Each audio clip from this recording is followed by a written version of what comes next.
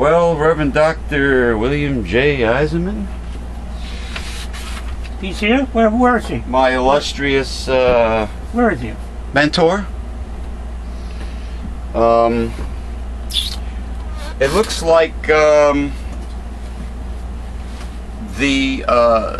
beer and food group I have belonged to are no more. They're persona non grata. They have received the Megalife 21 newsletter censored pink slip.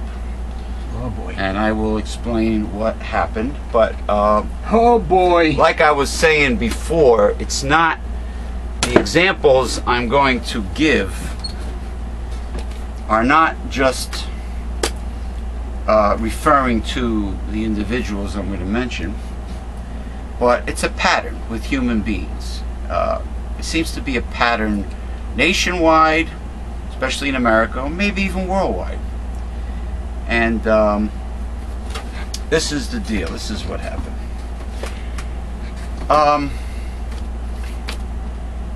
You folks out there who have been watching our shows, our internet talk radio shows, and loyal fans of Newsletter Censored and Megalife 21, you're well aware that I was doing some food review and craft beer review shows honoring these two groups that have not been around for a long time, but they started out really exciting and full force.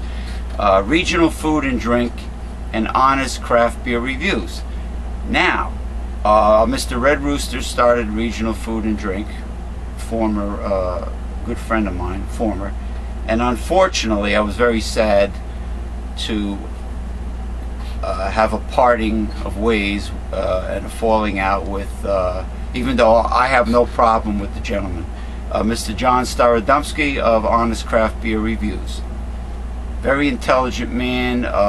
Politically, he's a progressive, even though he was not in favor of returning the 92% tax rate for the rich. He called it impunitive.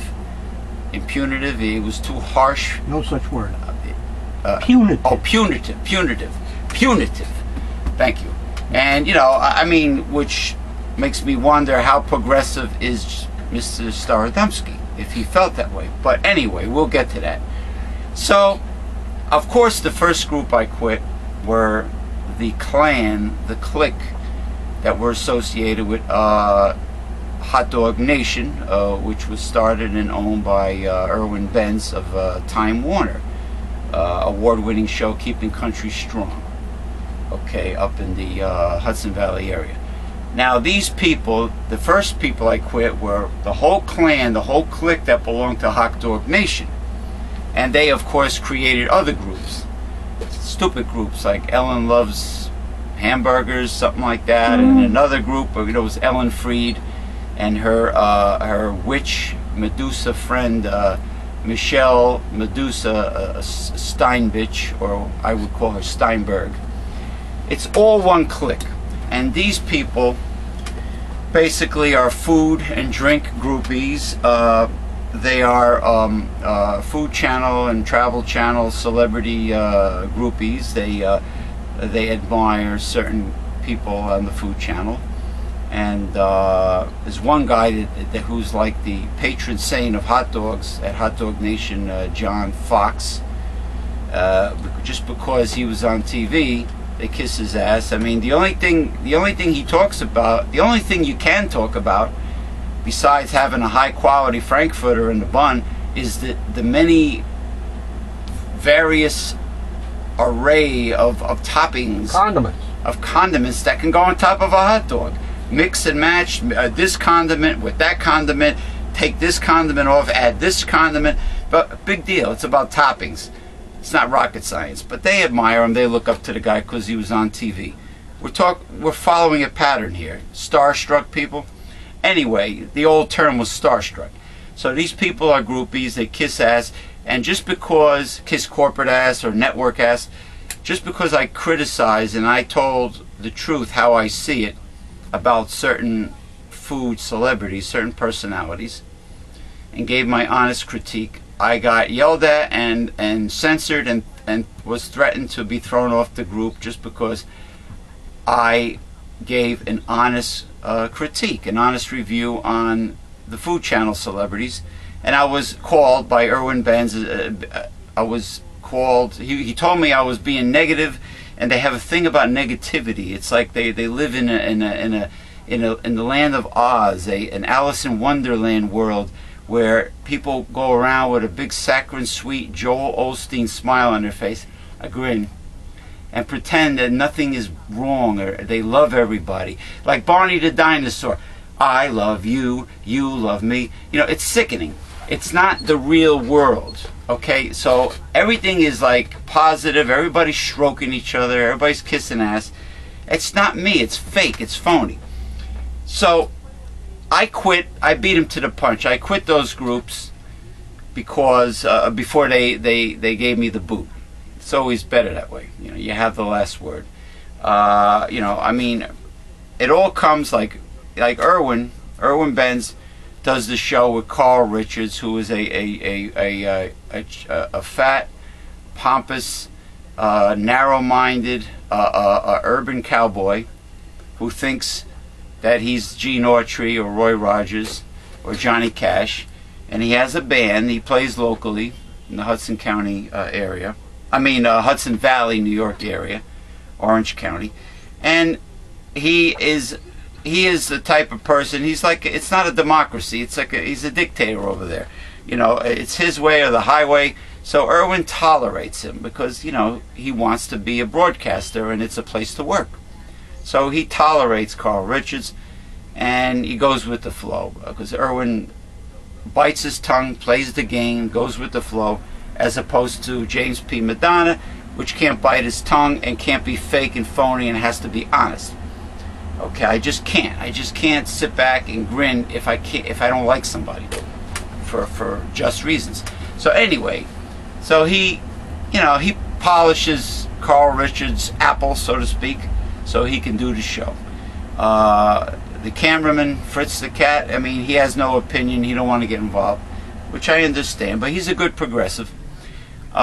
So these groups, which I quit, were representing, like I said before, groupies, corporate kiss ass, starstruck, celebrity kiss ass, and now my friends, my so-called friends, Red Rooster and John Starodumsky started food and drink groups, food and beverage groups, that were supposed to have 100% freedom of speech and to be uncensored and to respect that First Amendment right. And they said that they will not ban people from giving their honest opinion. It all sounds good at the beginning. You know, sounds good. Everything on paper, I mean, everything at the beginning usually has a lot of positive, has a lot of pros versus cons. And that's how it starts at the beginning. But as time went by, I found out that they were not democracies like, you know, I heard they were going to be. They were dictatorships. I said something that rubbed Red Rooster the wrong way. I gave honest reviews about certain individuals and certain people and certain restaurants. He didn't like my criticism. He didn't like my honesty. So he started sounding like Irwin Benz. You know, James is a troublemaker, James is a rabble-rouser, James is negative, blah, blah, blah. How dare you insult some of these people? I says, I didn't insult the pretentious food and beer snobs that were auditioning for the Food Channel with their many videos on YouTube. I wasn't insulting them. They're really very knowledgeable, nice people. I was saying that they're making food and beer into something that is elitist, something that it's not. They were very pretentious. And Tom Mulvihill, the beer whisperer, agreed with me, and we talked about it on our shows. People that are pretentious, that are making, like snake oil salesmen in the capitalist society. You're making a mountain out of a molehill. You're making something big out of something that is small. Of course, Red Rooster was very insulted that I said beer was simply a science project of a soup of fermenting grains, a soup of fermented grains, which is what it is. very tasty super fermented grains. I love craft beer, but I'm not going to put myself in an elite group and be pretentious. Now, John Starodumsky and Red Rooster, they said to me they feel that they are in an elitist group. Why do some people have to be considered elitist? Why do they have to be special? And insecurity. They have to feel like they're better than other people, like the ones that drive a Lamborghini or a Ferrari or a BMW. Insecurity. Do I see a middle-age, male menopause, mid-age crisis here, perhaps? Insecurity. The male menopause? Yeah, insecurity. That's why people brag, right? And have to, oh, I am not, our group is not just about craft beer. We are special. We have expertise. The people in my group that you are putting down have decades of craft beer experience. Hey, man. It all comes down to personal taste in the end. A freaking Whether beer. it's food or beer, right, or vino, listen, or whatever. All the recipes out there with all ethnic countries throughout history, all the different beers that were ever invented, beers, ales, stouts, porters. Red Rooster got upset because I was comparing a Guinness stout with a Polish porter. Oh, they're two different things. Well, they're both very dark, almost black. They're both very heavy. They get you drunk fast, and they have a bitterness to them, except the porter has a lot more bitterness because of the hops. But you know, he sends the message that we are beer connoisseurs, experts, raconteurs, elitism. Okay, I don't do the show with Tom Mulvihill to be a craft beer or food elitist. First of all, a food elitist presents a big plate with a little tiny portion in the middle, with a little decorative artistic swirl of sauce, and charge you astronomical prices for it. That's not me. That's pretension. That's ripping the public off. And the Chiselers Hall of Shame and all the shows that I do, I am now the food whisperer. I don't represent those groups that I quit before they kicked me off. Of course, John, Starodumsky, unfortunately, and Red Rooster quit all my groups and are off my Facebook friends list. So I have created a brand new Facebook group, which is very fast growing and very exciting, along with Holistic Health Talk and the Meal Ticket, spelled M-E-E-L. It is called the Truth Whispers, and on the Truth Whispers, it is a multi-topic Facebook group that has 100% freedom of speech, no censorship. No matter what you post, even if it's unacceptable, even if it's offensive, it's your feeling and it's how you think, and you will not be censored. You will not be kicked out, ever. But be prepared for the ramifications of your actions, for rebuttals, and make sure you do your research and you have facts. Don't lie on my group. Get your facts, okay? But it's 100% free form. Nobody will be kicked off. And I did this as a message, as an example to all these people out there, all these insecure dictators that have specialty groups on Facebook that they're so insecure they have to run their group like a dictator, threatening to throw people off. Oh, it makes you feel really big and macho. All of you, everybody I just mentioned, not just Red and John, everybody, even Hot Dog Nation. Oh, it makes you feel real macho to threaten to kick people off. Well, guess what? My groups we stand behind the rules And that is, everybody has a right to their opinion, and they will be able to voice it. They will be able to curse. They will be able to debate, yell at somebody. But you got to be prepared for a battle, and you got to be prepared for a debate and have people straighten your ass out. But I'm not going to kick anybody off. I'm sorry.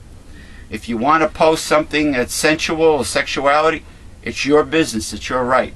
No censorship. So that's what happened. Of course, I found the same thing in pro wrestling. Sleazy, dishonest, greedy promoters, people kissing their ass, maybe working for free without health insurance just to get a match, just to get experience if you're young and you graduated from wrestling school. It's nationwide, the whole kissy ass, lack of a backbone, jellyfish individuals. Many of them are fine progressives. They're so desperate to be accepted and loved and liked. Okay? And it's very unfortunate. But before I continue, let me officially and formally pipe my illustrious co-host and mentor aboard our progressive pirate ship. Oh, I'm sorry, I didn't know we were on the air. This is Progressive Discussions. I am your host, James P. Madonna. I am at the... What day is it? Huh? What day is it? Oh, it's Saturday, is it August 28th? Can't be the 28th yet, is it? Oh, wait a minute, man. Hold your horses. I don't know. Wait a minute, don't confuse me. Saturday. The 25th. 25. August the 25th, 2012, Saturday afternoon. And we are coming to you live from the Newsletter Censored Research Center in northeastern New Jersey. And I will pipe aboard my mentor and partner and founder of Newsletter Censored in 1977.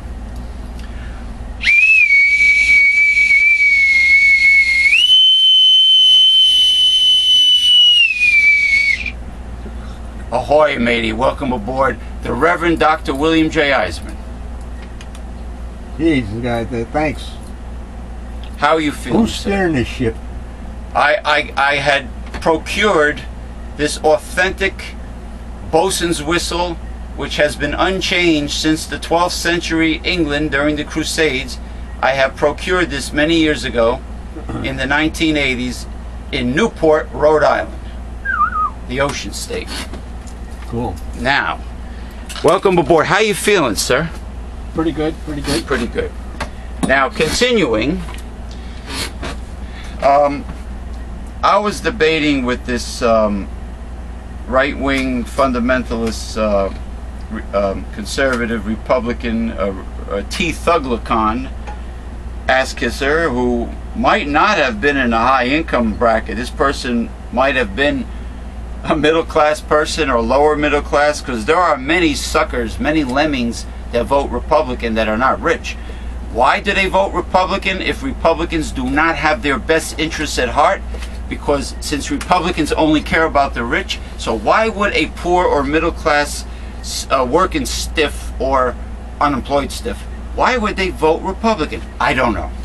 Because the other party are, listen carefully, Democrats. Democrats.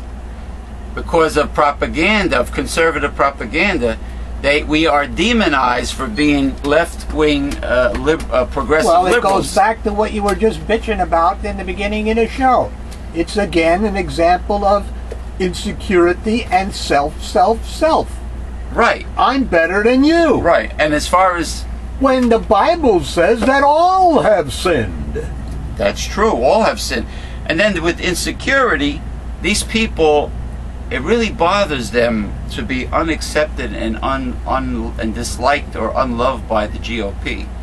Right? They want to be, these progressives want to be accepted by everybody like they're hippies from the... All insecure like a bunch people, of flower children from the 60s. All insecure people are always seeking someone. Acceptance. And in the GOP, it is usually a father figure or a dictator, a despot, somebody who comes off as being strong. Is this why? Strong. Is this why? They may be wrong, but if they come on as strong, well, you know. Is this why charismatic, evangelical, born again zealot, fundamentalist, religious nuts Get a following. Get a following and feel that they could just have a conversation with God anytime they want? Because they want that daddy figure. They look at God as if he was a genie in a bottle, in a lamp, or a Santa Claus, but the problem or a daddy. But the problem is, they got the wrong God. That's right. You know, let's go back to Greece.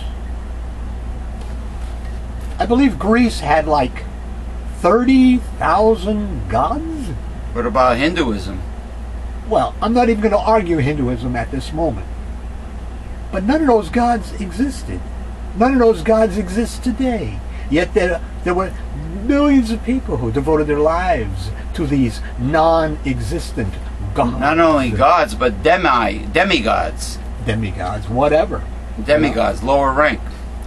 Now, this person that I was debating with, this fool, this person says, you know the quotes we have in Newsletters Censored? Prove all things, hold fast. No, about the poor and the rich. Oh, yeah. About the rich. Yeah. God commands the rich to help and give to the He poor. who makes haste to be rich shall not be innocent. All that. Yeah. There you are. Read them. He that oppresses the poor to increase his riches, and he that gives to the rich shall surely come to want. Proverbs chapter 22, verse 16. Yeah. He that makes haste to be rich shall not be innocent. Proverbs chapter 28, verse 20.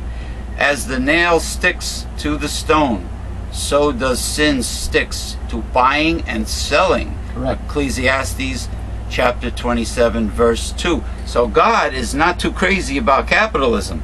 And God is definitely, God is not political, but God is definitely no right-wing conservative Republican. I can tell you that. It's not political. And he's not political at all, but politics are of men. He's about doing the right thing. Now, this person had a comeback. Of course, all kinds of bullshit. Anyway, this person found the Bible quote. Listen to this. Tell me what you think. Quote, "The heart of the wise inclines to the right, but the heart of the fool to the left." Ecclesiastes chapter 10, verse 2. He took it literally. Yeah, I know. You take it as a right and left. It has to do with the right hand. The right hand is the working hand. Yeah. The left hand is not, the working hand. Yeah, they didn't have. He took it politically. Right and left. They didn't have that, that right wing, left wing philosophy thousands of years ago in ancient Israel. They did have the liberal philosophy, however. Isaiah says. Yeah. Because there comes a time when the liberal shall not be despised anymore. But do you see how they misquote the Bible? The Republicans, the conservatives? Of course. And they may find occasionally a one verse, maybe a mistranslation, this, that, and the other thing, such as the Trinity, to prove their point. You see, but it doesn't prove the point at all. You have the people right now who claim that the Earth is 6,000 years old. Right.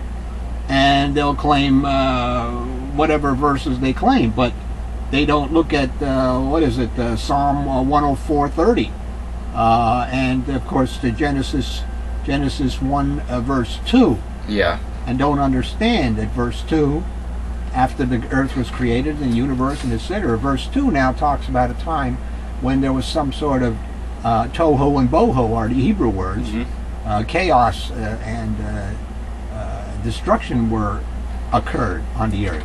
And Psalm 104:30 says that God had to resurface the surface of the earth. He had to renew it because it had become tohu and bohu. the Earth is not 6,000 years old. The Earth is as old as the universe. Correct. Because in Job, you'll see that the Earth was created at the same time the universe was created. So it's not 6,000 years old. All right? Okay. So they have no proof of this. They have no proof. Except, who was it? I think it was Usher or some guy way back in history, where he calculated how old the time was since the Earth and all this other. Not the bullshit. singer, not the singer Usher today. No, he just got custody of his 2 children. He got custody. Usher, yeah. Oh, okay. But anyway, before we continue with the meat and potatoes of this show, I want to say that there's something really infuriated me. That's very funny because that's what I'm going to have for lunch today. Meat and potatoes. Meat and potatoes. All right. Something really infuriated me last night on Facebook, and it's really very. My blood pressure went sky high, even though I have quite normal blood pressure.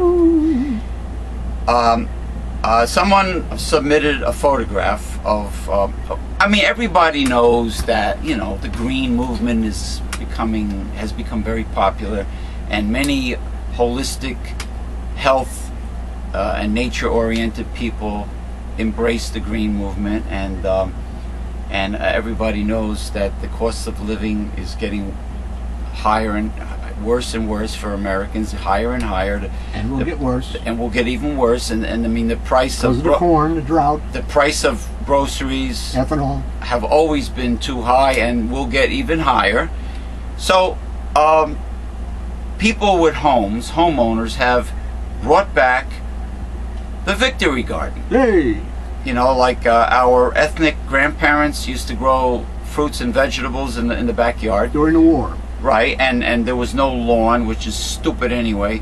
To have to mow a lawn that really does nothing for you, or pay a landscaper to cut the grass, I mean, is non-functional, aside from the aesthetics of looking like a little mini golf course. But some people are obsessed with their lawns.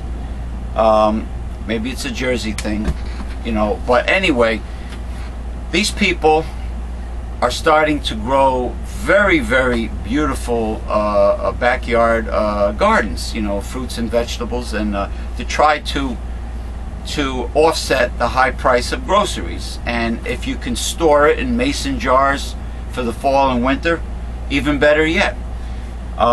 So these people, some of them have decided, why stop at just having my veggie garden in the backyard? Why don't I not cut any grass and have the veggie garden in the front yard?